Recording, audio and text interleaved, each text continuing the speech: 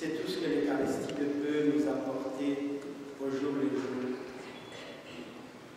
Mais nous sommes en face aujourd'hui de la sainteté de Dieu. Dieu 3 fois saint.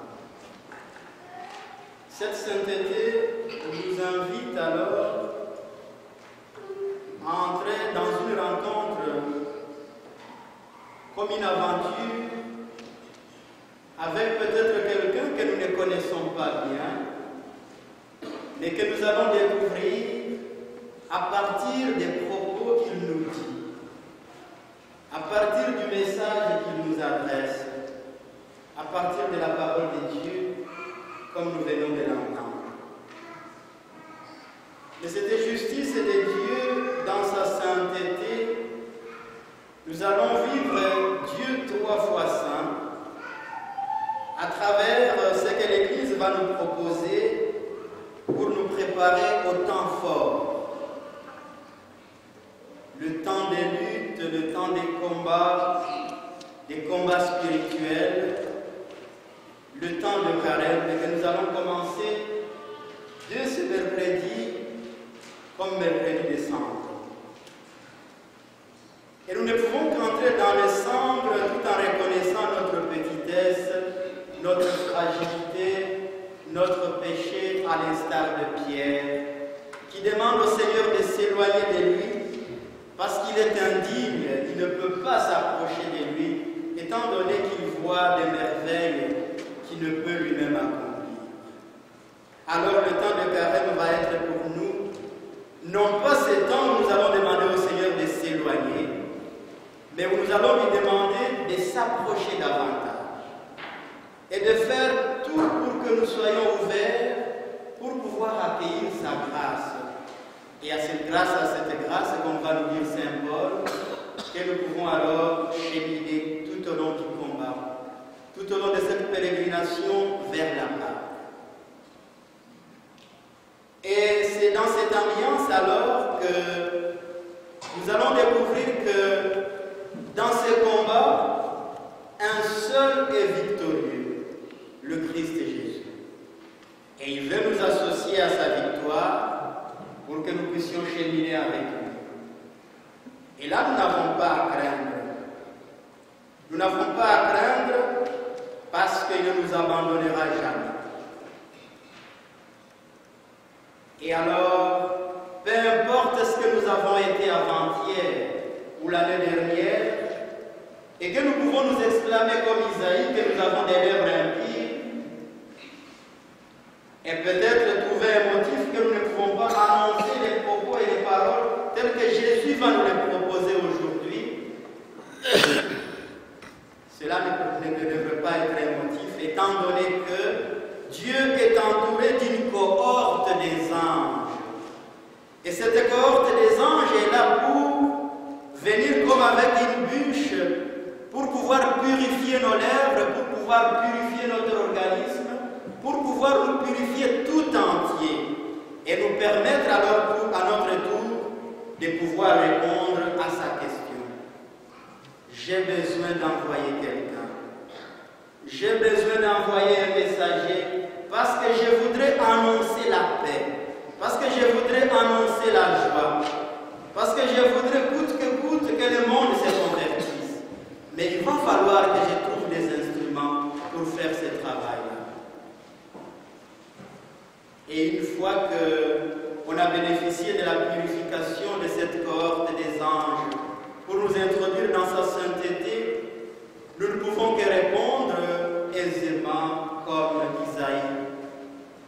Mais voici, je suis disposé à rendre ce service. Je suis prêt à faire tout ce que tu vas me demander de faire pour ta plus grande gloire et pour que ta sainteté puisse se répandre partout où il y a l'humain. Et alors, nous allons manifester notre disponibilité.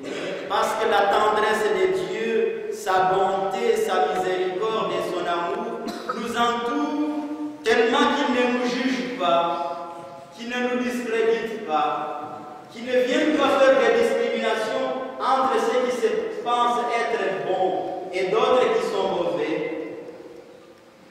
Alors là, nous allons nous dire, au moins on est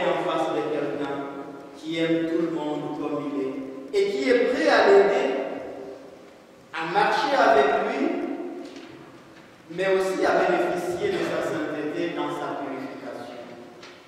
Et alors nous allons être disponibles pour répondre au service que l'Église va nous demander ou que l'Église nous adresse à travers sa parole. Cela va nous aider aussi à avoir beaucoup plus d'humilité.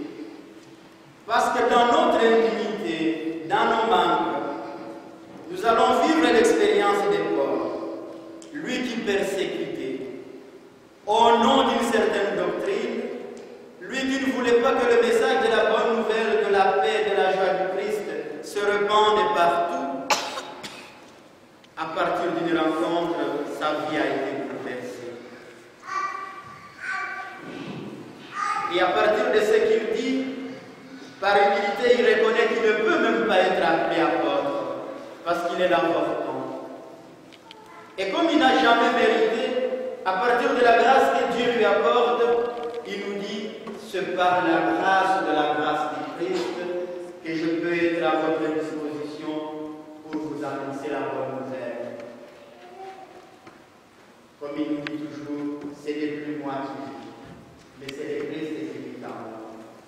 Voilà comment et combien Dieu peut te transformer pour que tu te disposes à annoncer la bonne nouvelle. Alors il n'y a pas question de découragement, il n'y a pas question de trouver des justifications pour dire que peut-être c'est l'autre qui est appelé et que moi peut-être je peux attendre. Tous et toutes, nous sommes appelés au même moment, au même instant, avec les mêmes propos, dans le même amour, bénéficiant de la même bonté, de la même tendresse du Père, pour que nous puissions nous mettre à sa disposition. Mais tous ces aspects peuvent se ternir au moment où nous pouvons vivre de longues nuits de peine. De longues nuits de peine où peut-être nous sommes dans nos égoïsmes. De longues nuits de peine où peut-être nous sommes dans nos tribalismes. De longues nuits de peine où peut-être nous sommes dans un racisme. De longues nuits de peine parce que peut-être nous sommes dans l'obscurité totale où nous voulons que c'est ma parole qui prime et pas la parole de Dieu. Et avec toutes ces longues nuits, nous pouvons peut-être penser que tout est fini. Et nous pouvons allonger ces longues nuits dans nos vies. Et on attend que le matin arrive, mais le matin n'arrive pas. Vous n'avez qu'à voir dans votre épouse. Peut-être un mari réellement, typiquement et vraiment congolais, avec sa culture, et qui vit avec toi, et qui trouve que ce qu'il a peut-être appris de ses ancêtres, ce qui n'était pas toujours mauvais, et qu'il peut le perpétuer ici tout en disant, par exemple, la femme n'a rien à dire, quand l'homme a rien à dire. Alors vous pouvez passer des longues nuits dans le foyer, tout en sachant que vous avez comme un bourreau en face de vous, et pas un partenaire. Ou vous n'avez qu'à penser des longues nuits où peut-être c'est votre épouse qui ne veut pas faire des concessions dans quoi que ce soit. Il ne veut pas des projets d'avenir où vous pouvez mettre des choses ensemble et en commun pour pouvoir essayer de voir comment l'avenir va fonctionner. Au nom de l'émancipation. Au nom peut-être d'une certaine modernité où elle veut peut-être se prévaloir. Aucun consensus. Et alors vous allez passer peut-être de longues nuits pour dire, si tel est le cas, peut-être le divorce pourrait favoriser les choses. Peut-être la séparation pourrait m'aider au moins à souffler. Peut-être si je m'éloignais de temps en temps en créant quelques vacances par-ci par-là et la laisser là-bas, peut-être je me sentirais au moins quelqu'un dans la vie parce que je n'en peux plus. C'est peut-être de ces longues nuits où vous avez des enfants qui bénéficient de la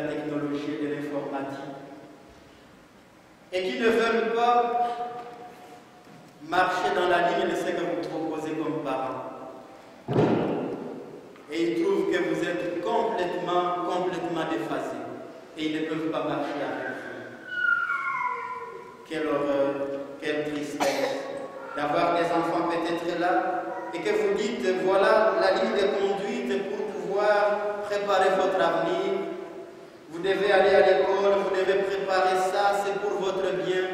Et peut-être, à partir de certaines influences avec cette technologie que nous avons, ils vous disent, papa, maman, j'ai déjà 18 ans.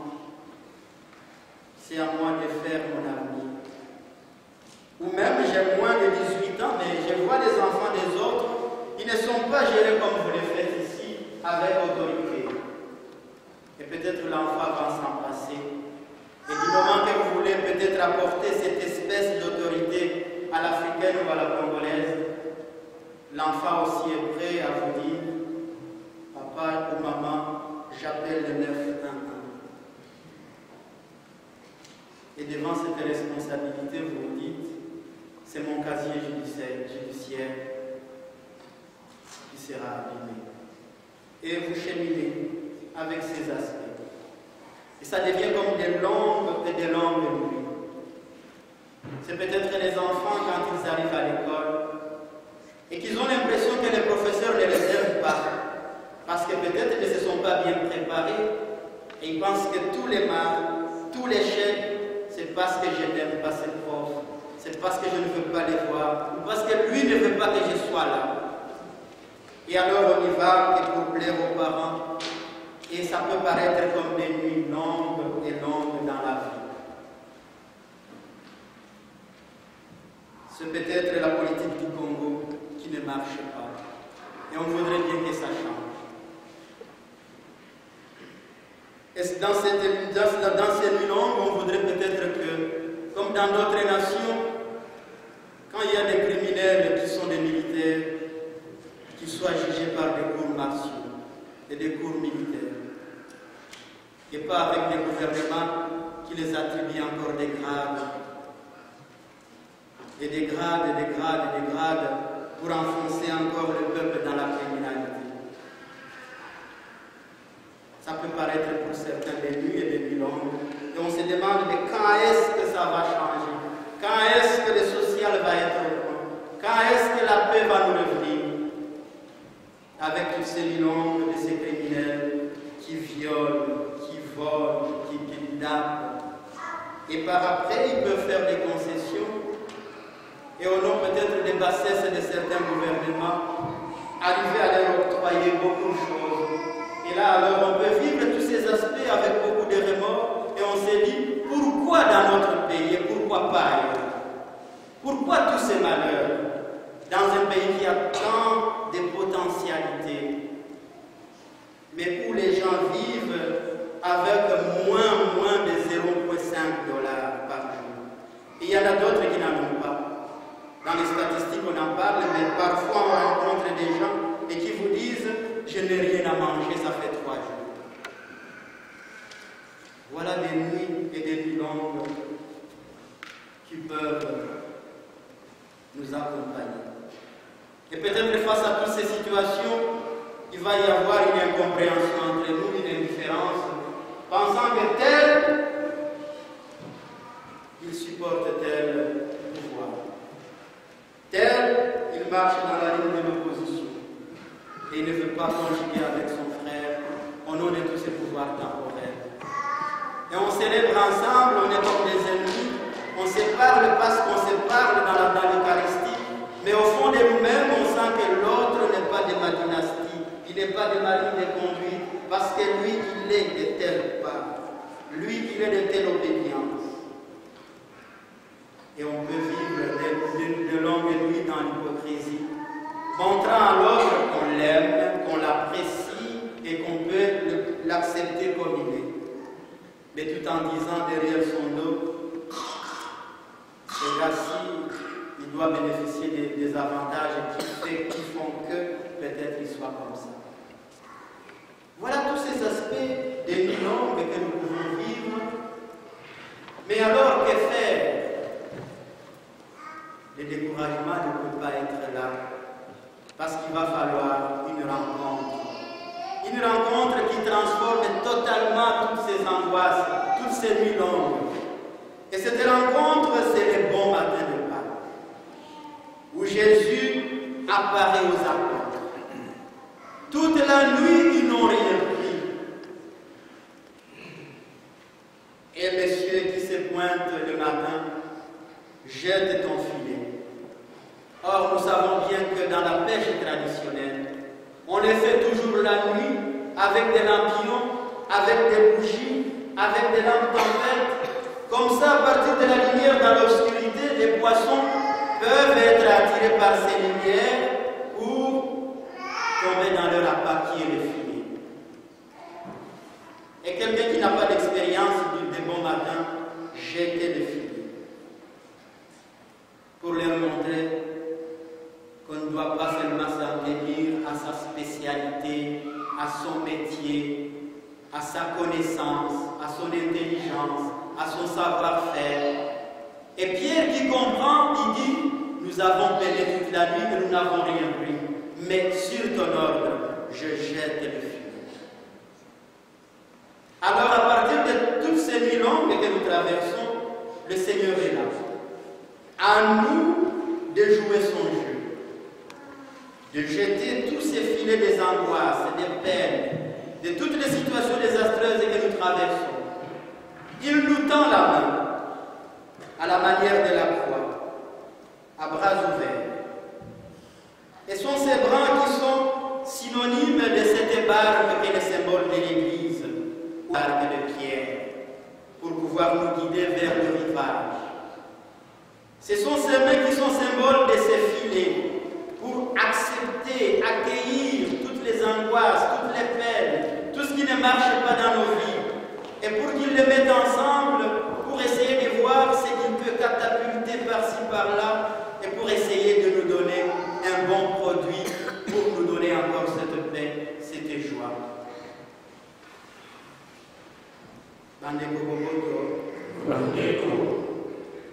Et alors, si nous acceptons de jeter, il nous donne la surabondance des surabondances.